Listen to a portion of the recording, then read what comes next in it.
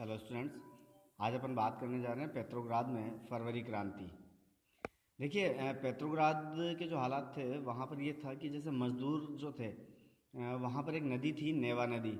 उसके दाईं तरफ जो है कारखाना और कारखाना मजदूरों के क्वार्टर थे। जबकि जो बाईं तरफ है वो विंटर पैलेस था, सरकारी इमारतें थी। अपन यूँ कहें कि जो फैशनेबल इलाके थे, मतलब जो बड़े लोगों के, वो बाएं तरफ थे।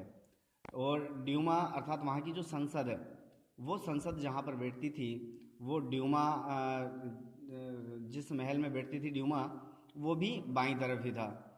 अब एक बार क्या हुआ कि इधर जो दाईं तरफ है जहाँ पर मजदूर रहते हैं, वहाँ पर खाद्य पदार्थों की कमी हो गई।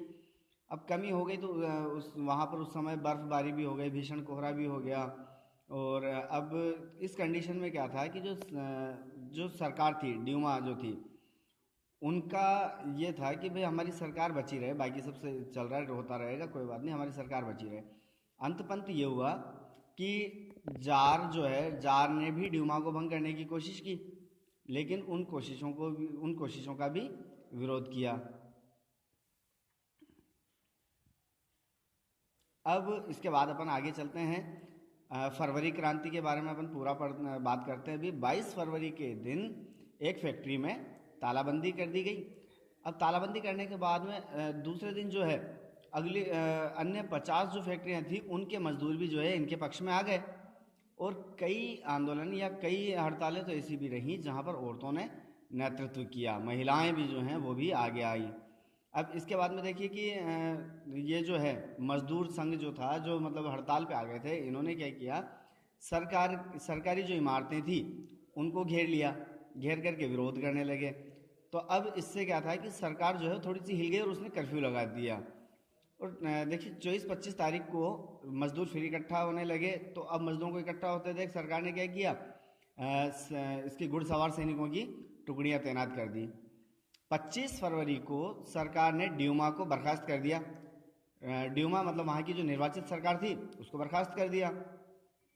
26 तारीख को ये जितने भी जो मजदूर थे या जितने भी जो प्रदर्शनकारी थे, ये क्या हुआ, नदी के किस तरफ आ गए, इधर बाईं तरफ, जहाँ पर की सरकारी इमारतें थी उस साइड आ गए 26 को।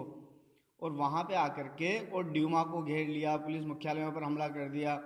और इनकी मांग ये थी कि भाई रोटी, तनख्वाह, काम के घंटों में कमी की जाए, लोकतांत्रिक अधिकारों के पक्ष में नारे लगाए गए। मतलब ये लोकतांत्रिक अधिकार चाहते थे, रोटी और तनख्वाह चाहते थे अच्छे से, इसके अलावा काम के घंटे इनके कम हों, ये चाहते थे।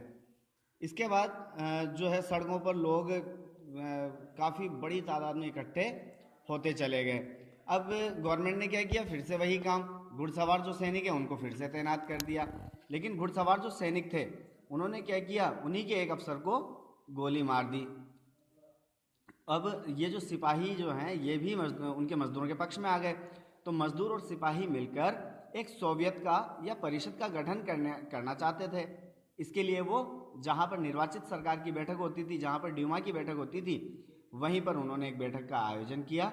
और बैठक का आयोजन करने के बाद में फिर वहाँ से जो है एक प्रतिनिधिमंडल जार से जाकर के मिला। जार जो कि वहाँ का शासक था रूस का, उसको जार कहा जाता था, पहले भी अपन बात कर चुके हैं।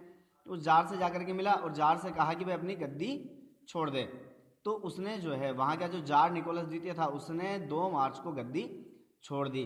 और अब देश के भविष्य का जो भी फैसला लेना होगा वो समस्त जिम्मेदारी किसको दे दी गई, संविधान सभा को। और संविधान सभा ऐसी सभा होगी जिसके समस्त सदस्य जो हैं उनका चुनाव सार्वभौमिक वयस्क मताधिकार के आधार पर किया जाएगा। सार्वभौमिक वयस्क मताधिकार का मतलब है कि हर वो व्यक्ति जो कि वयस्क हो चुका है, अपने यहाँ पर अभी जो है वो है 18 वर्ष, तो उसकी आयु पूर्ण कर लेने के बाद में जिसको मत देने का अधिकार है।